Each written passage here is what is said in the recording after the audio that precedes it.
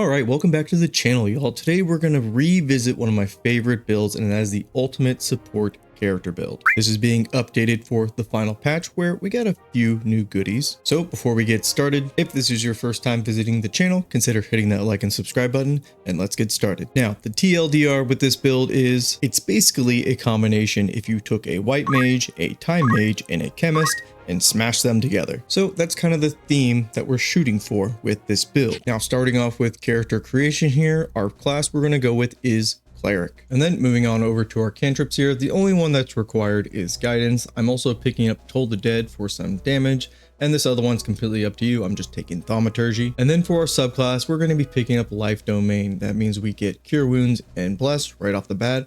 And then our subclass feature here will be giving us additional hit points whenever we use a healing spell. And then as always, when it comes to your other RP choices, like picking a deity or a background, those are completely up to you. But when it comes to your ability points here, make sure you have Wisdom, Constitution, and Dexterity. Everything else you can just dump into whatever you want. I picked Intelligence here because I have a half high elf, and I have the cantrip here. I picked Ray of Frost. And because we're a cleric here, we have prepared spells, so we can pick and choose any one of these whenever we want, whenever we're outside of combat. But a mandatory pick here is Sanctuary, and I think Healing Words. Other than that, the rest are completely up to you. I do like Command and Guiding Bolt. But with that out of the way, we can move to naming our character. And with our name here, I'm thinking Evangeline. That's just a badass name, right guys?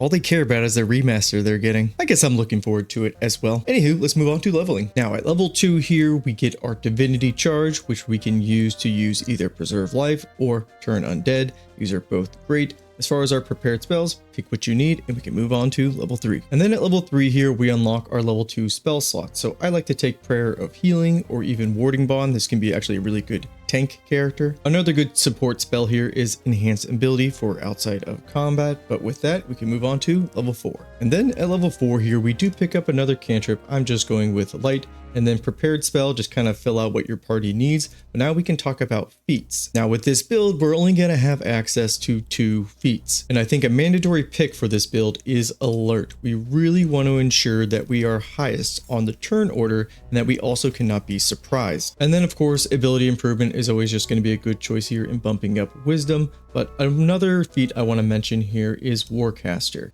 Warcaster does give us advantage on our saving throws when it comes to our concentration spells, and we're going to have a few of those, so this is just a really nice feat to have. But Warcaster here could be a little bit redundant because I said that one of the mandatory spells that we take is Sanctuary, and Sanctuary keeps you pretty safe unless you get caught in like an AoE. But if you're careful and you place your character away from all the fighting, you really shouldn't have to worry about getting hit and thus breaking your concentration, because with Sanctuary, they can't target you. So those are the 3 feats I would be considering, but this first one here, I would just always go with Alert. And with that, we can move on to level 5. Now at level 5 Cleric here, this is actually going to be our last level into Cleric. Life Domain here, they do pick up Revivify. This is a nice just support ability you have to pick up downed allies, but we also unlock our level 3 spell slots. And the big kicker here is Mass Healing Word. This is a nice AoE heal, and this is going to be very important for the equipment section. Other than that, kind of pick up what you need. I mean, I can never not pick up Spirit Guardians, but again, it's kind of just pick up what you want, and we can move on to level 6, where we are going to begin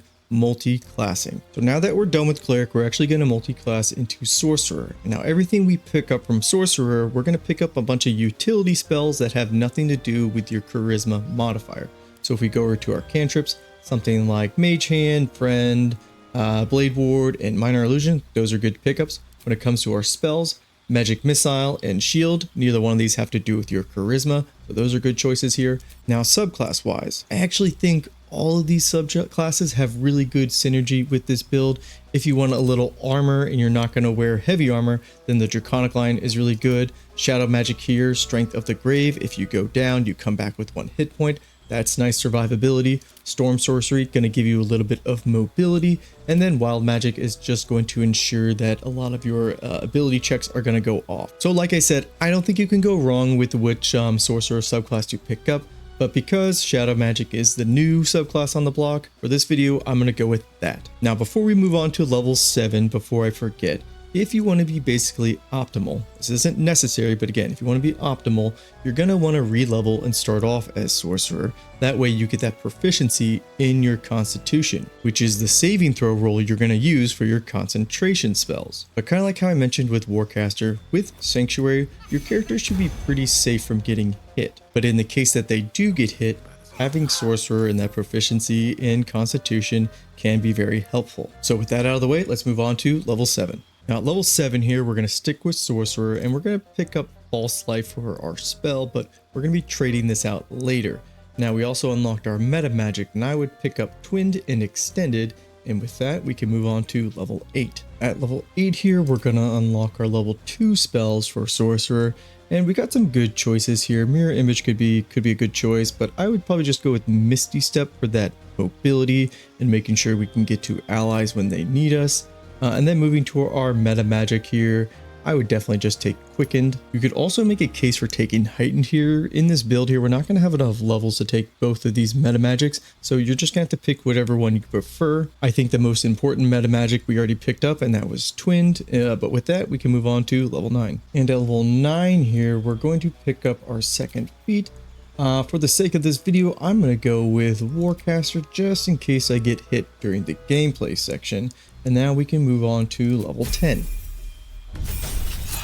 And at level 10 here, this is going to be our last level into sorcerer, and that's because we want to pick up both haste but also counterspell. Now in this selection screen, we only can take one, but this is why I said we were going to take false life, because we can replace that spell right here. So we're going to put false life in and then switch it out with counterspell. This is a great build if you want to have somebody dedicated to using counterspell, but with that, that's our last level into sorcerer. And now we can move on to level 11, where we're going to do another multi-class. And the multi-class we're going to choose here is druid. Now we do get some cantrips, those are kind of just up to you. As far as prepared spell, we actually already have a lot of these based from our cleric.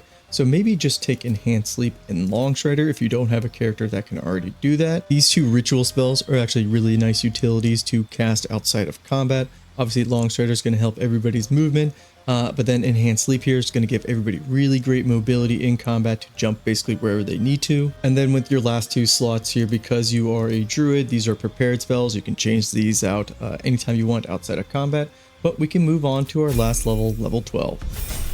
And at level 12, we get our druid subclass, and we're picking Circle of Stars, and that is because of the Starry Form Chalice. So anytime that we use a healing spell, we can then use Chalice healing for free. You'll see in the gameplay section, but this will basically allow us to heal 3 times without using a potion of speed or having haste on us. But that is it for the leveling section. We can now move on to equipment. Now really quick, when it comes to equipment, there's only 2 pieces that I absolutely recommend, and that is Hellrider's Pride and that is the Whispering Promise Ring. Both of these pieces you can get extremely early in the game at the Druid's Grove. For the Hellrider's Pride, as soon as you get into the Druid's Grove, have Aridin or yourself punch Zevlor in the face.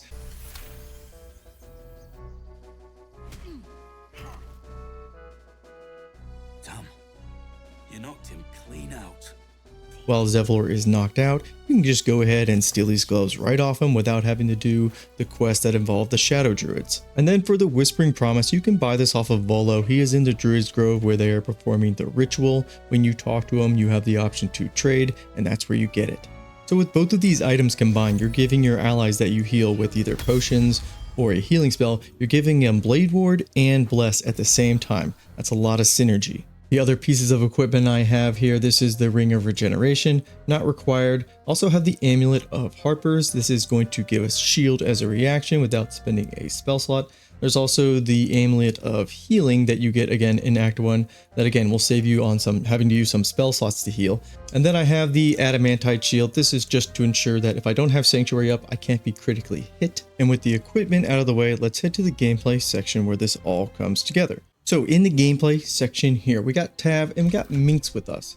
Equipment wise, they really don't have all that much, but that's okay. And we are on Tactician mode.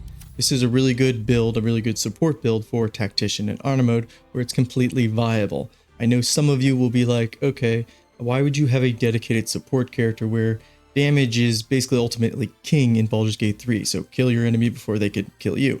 And to that I say, yeah, you're right, that's fair.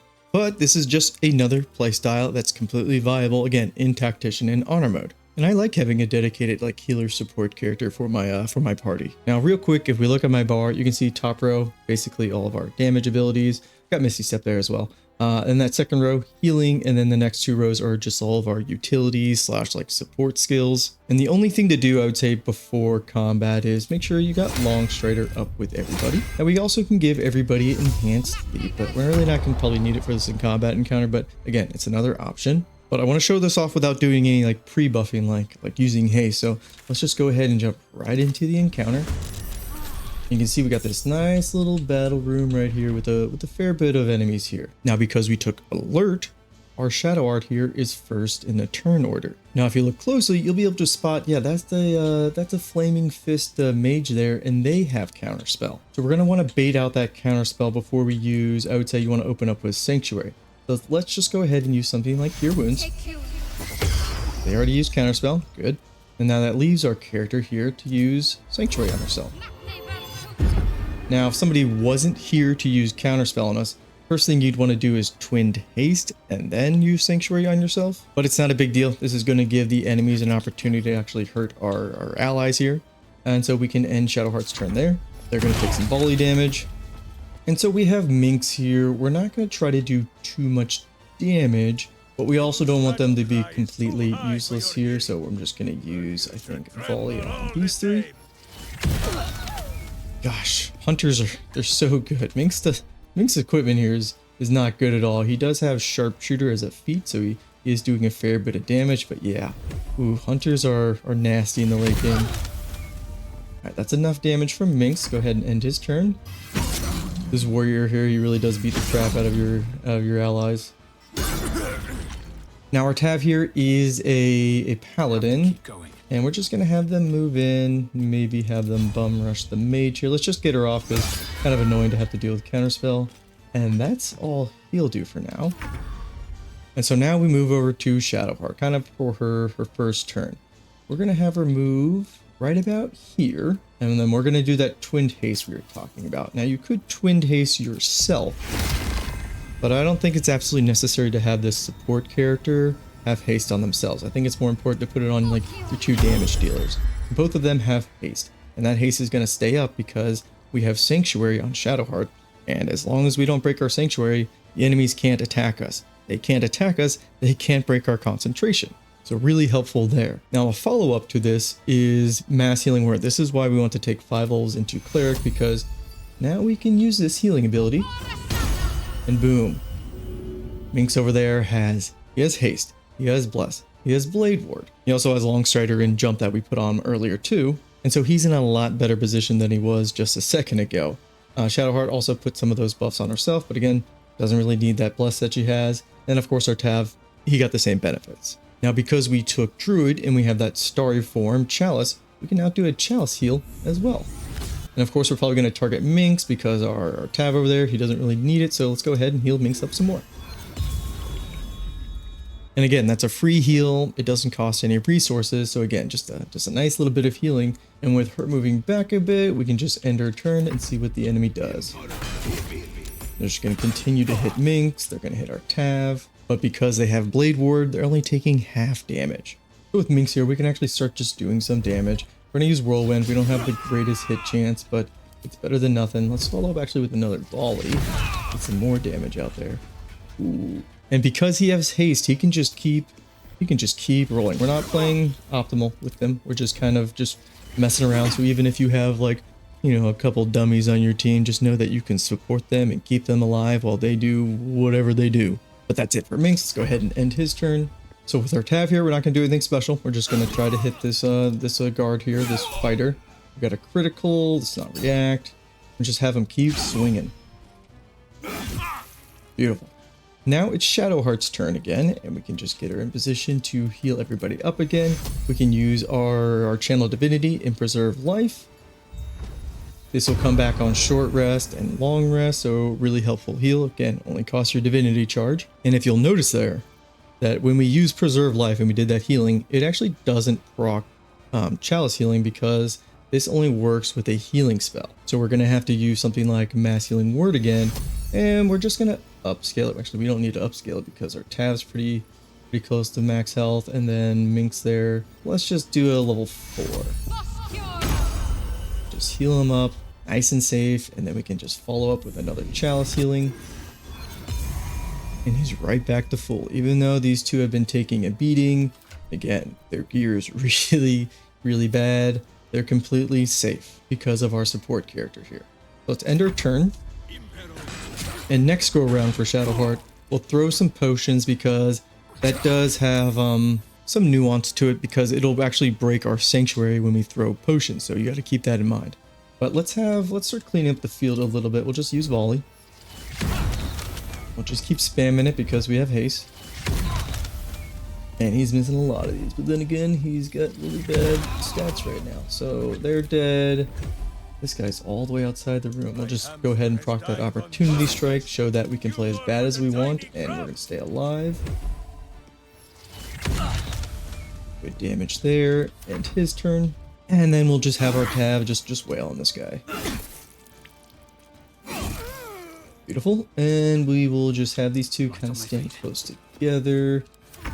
Now it's our Shadowheart's turn, and we're gonna go over here and we're gonna throw a potion at him. Let's just use a greater healing potion. And you'll notice right now we have Sanctuary up.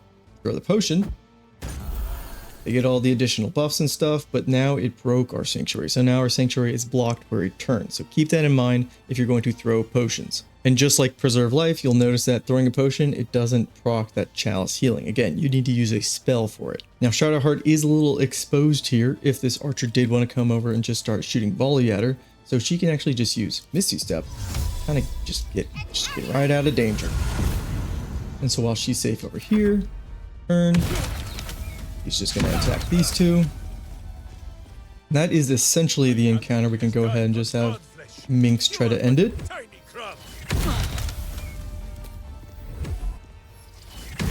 Gosh, hunters are so good, guys. Don't sleep on Ranger Hunter in the late game with Volley and Whirlwind. Ooh, so good when you give them a lot of good equipment, or I would say appropriate equipment for Act 3, because none of this is Act 3 equipment except for the Ring of Regeneration, and we weren't even really utilizing that. But everybody is topped off and alive, so Shadowheart, she did her job as this healer support class. But yeah, y'all, that's the video. That's the build. This is one of my favorite builds. I love having a dedicated healer or support character that just keeps everybody alive and gives them a lot of like really good buffs to make them really deadly. And the cherry on top is those two pieces of equipment that really make this build shine. You get them so early on, and I think that just makes your party really strong, especially for Tactician and Honor mode. But anyways, a really strong build here. Sanctuary kind of busted for a support character.